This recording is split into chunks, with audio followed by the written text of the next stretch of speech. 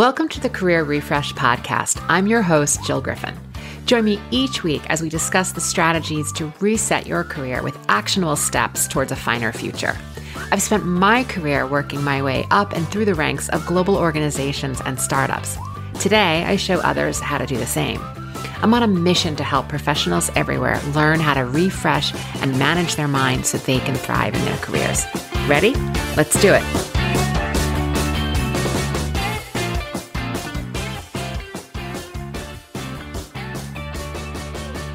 Hey everyone, welcome back to this week's podcast. I'm your host, Jill Griffin. Today I'm talking about setting and achieving goals through a completely new lens. Goals are vital for moving us forward to whatever it is that we want in our life, but we often set goals without thinking about the steps we need to take in order to achieve them. I approach goals through the lens of the higher level objective that you want to create, meaning what is the ultimate goal or that higher level meaning or objective that you want. And it isn't about a new job or a raise. It's about the lifestyle change that you want when you get that job or raise. If you are making more money, you change your lifestyle. If you get a new job or you're around new people and new opportunities, you've changed your lifestyle. In the workplace, the process for setting and achieving goals was always about the objective and the key result, and we tend to call these the OKRs. This concept was created by John Doerr of Google fame, and he has a book, Measure What Matters. And while it's a very insightful book, and it's very Silicon Valley, it's very analytical, I think the interpretation of his work has been missed. What is frequently missing from what I've seen is that the underlying goal, the reason, the heart of the goal is not there. So many people confuse measurement of key results with accomplishing goals. And it's a totally different energy. I mean, I did this too. I was always striving and checking things off my list. I got it accomplished. It was done. I was striving to get to the destination of a completed inbox or a completed list or just that feeling of like, accomplishment. Because I thought it was better to get there. I thought the tactic, that immediate outcome of completion was what I was seeking. And it never was. It felt completely empty in the end. But as I have learned, the steps to setting and accomplishing goals is from a more connected, almost intuitive process that comes from understanding the higher level objective. And that's what I see that's missing from goal setting. We need this higher level objective. And once I knew that higher level objective, things totally shifted. I set goals from a place of growth and possibility. I found it was easier to stay the course. And setting goals from possibility, you avoid the crazy treadmill of chasing happiness or chasing the feeling. Because happiness comes from your thoughts.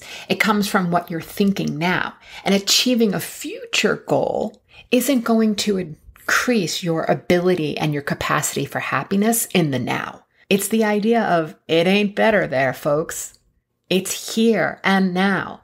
And it's why I tell clients you need to know your ultimate reason or the root cause of your goal. In the OKR approach, these become your new objectives or the O's. So I created a 3-step framework for goal setting that you can create the change that you are seeking. This filter is proven. And without this filter, you lose sight of what it's going to take to reach your goal. You risk stopping and micro-quitting along the way. And I'm going to put in the show notes, I did an episode on micro-quitting, and I personally think it's a required listening for everyone to see the slow and insidious ways that we give up on ourselves.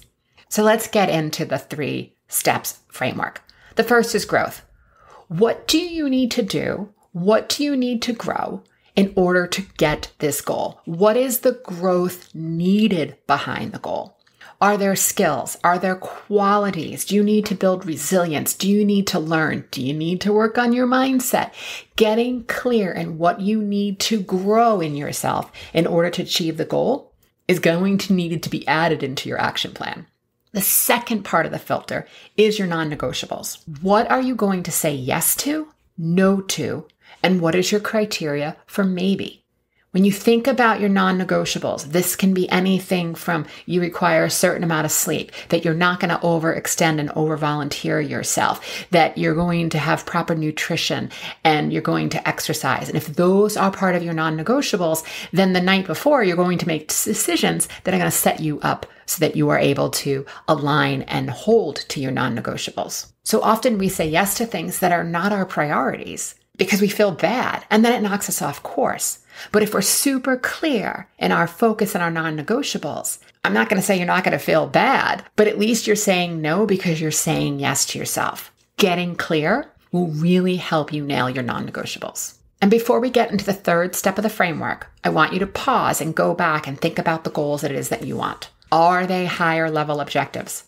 Are you clear that those initial higher level objectives are still aligned with your desire when you think about this framework? Knowing your objective is so important because not every goal is going to motivate you every day. Think about it in terms of getting a new job. The goal isn't getting a new job. That goal is short-lived and it needs an engine. It needs a root cause. It needs purpose. And you're going to need multiple reasons. You're going to need those higher level objectives. Examples of higher level objectives could be you want to challenge yourself to what's possible. Other days, it may be that you want to make an impact on a team and you want to make a difference. And even other days, it might be because you want to provide a better life for yourself or your family. Those are higher level objectives. Finding a new job could be 3 months away and it may not motivate you today. So you need to be clear on your reasons for the higher level objective, or you may get knocked over letting go on your non-negotiables and not staying aligned to your priorities. All right, ready for step 3? It's the specific action plan. All these steps and actions that you are going to take each day, even when they make you uncomfortable. Action plans should have the who, the what, the where, the why. You're also going to have what you are going to do when your brain freaks out and the shitty little committee takes over and tells you to quit or deprioritize and not follow through with your action steps. Because you need to manage what I call the belief and doubt cycle. I look at it as just high tide and low tide, and it happens regularly. There's no drama, no muss. It's just knowing that this is going to happen. So therefore, we prepare ourselves with having contrary thoughts to the low tide or the doubt cycle, and we want to be thinking about them in advance. Again, it's about preparation and being intentional. What I have learned is that setting goals and creating an action plan helps you in 2 powerful ways. If I think about what this has done, setting goals and having an action plan, and how this is a proven framework and what it has done for my life, well, first, it challenges me to remove obstacles and any of my nonsense blocks. The more I work through, the more I accomplish as a person. The point of having goals is to grow and evolve as a person. It's not to be like certified in goal achievement. There's no graduation from goals. It's iterative. It's an ongoing process. Setting and achieving goals, the second thing it does for me is it gives me purpose. Because when I look back on my life and how many years I thought that I wanted things like I want to get a promotion, I want to go after it, and I'd be all rallied, but then I would lose my focus when the current job got busy. And if I don't have a focus, let me assure you, my party brain is going to take over when I have a free hour on my calendar, and it's going to have me running around like looking for glitter, chasing dogs, and finding ways to like just chill. And look, I'm not saying we can't rest and we can't chase dogs and look for glitter. I'm just saying that if it's during the day and I'm focused and I'm looking for a goal, if I don't have focus, I'm easily going to default and want to watch Netflix. When you first think about a goal, it may seem huge or unachievable. And thinking and dreaming about this process may bring up some old thoughts or really crummy beliefs that are going to block you from your goal. If you make your goals big and ridiculous enough, yes, ridiculous, which is what I'm a fan of, you're going to end up trading temporary discomfort with long-term discomfort. Meaning you either experience temporary discomfort now while you're working on your goals, but you work toward your goal, or you experience long-term discomfort when you don't achieve anything and you haven't moved yourself forward. Do you want the speed bump now that gets you your goal? Or do you want the speed bump later that you're still going to feel, but you have nothing to show for it in the end? This part of being uncomfortable It's kind of juicy. This is going to yield the highest growth. Don't you want to be free of your shitty little committee in your head? Then dig into the work. When the can't thoughts show up, challenge your beliefs. Ask yourself if it's true. Then ask yourself, can you prove that it's true?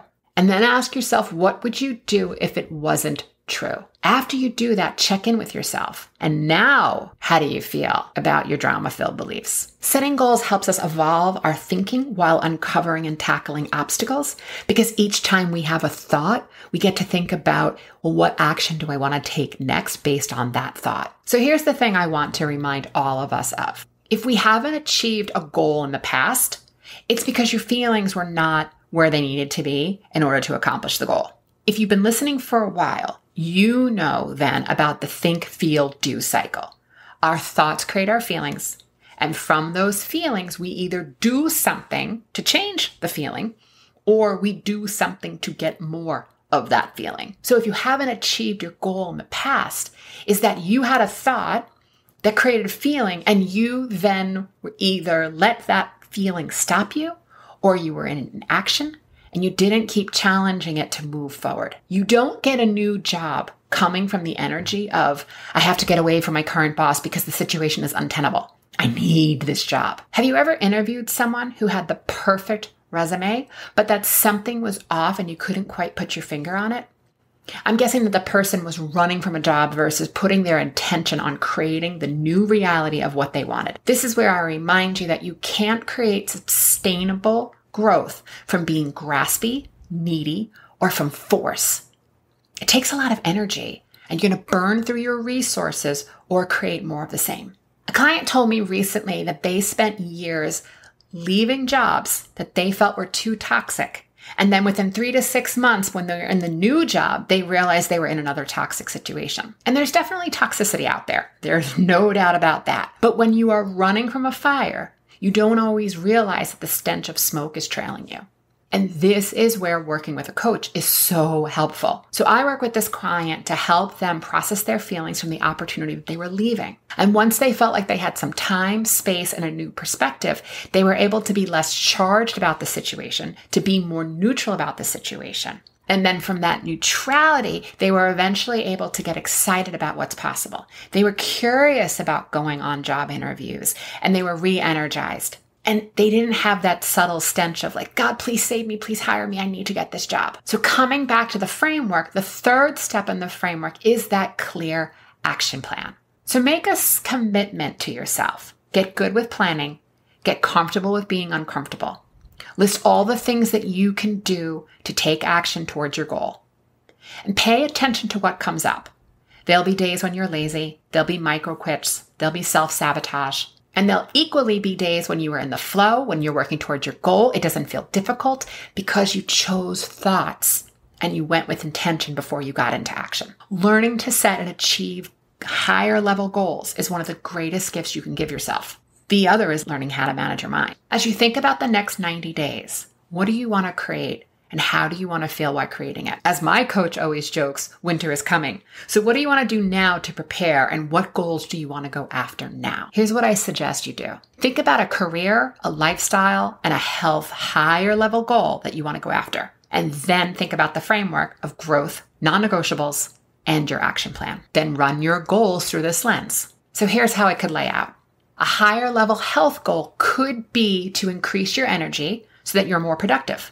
The key result might be building a food and exercise plan to increase your energy so you lose weight. A higher level lifestyle goal might be you want to have clearer thinking. And the key result that you're going to measure is that you'll be adding 5 minutes of meditation in the AM and PM, but you're also going to clean out that storage space. A professional goal might be you want to be of service and you want to make an impact. The key result then is that you're going to find 3 new people to network with over the next 90 days. I just did an episode on networking, so check out episode number 32 for additional tips there. And remember that results don't just happen to you. We have to intentionally go after what we want. Goals are a way of deciding what you want instead of letting that shitty little committee in your head drive the party bus. So tell me, what are you going to create over the next 90 days? Remember, growth, non-negotiables, and action plan is your 3-step framework for creating those goals. and you could be in a totally different place than where you are today. Does that excite you? Because I know it totally excites me, and I'm all in. Okay, my friends, have a fabulous week, and I will see you next time. Hey, thanks for listening to the Career Refresh podcast. If you're enjoying this podcast and you want more career and mindset tips, get on my email list by going to jillgriffincoaching.com. I'll also put that link in the show notes. But before you go, please rate and review this podcast as it helps me get the word out to people everywhere so they can thrive in the workplace. I'll see you next time.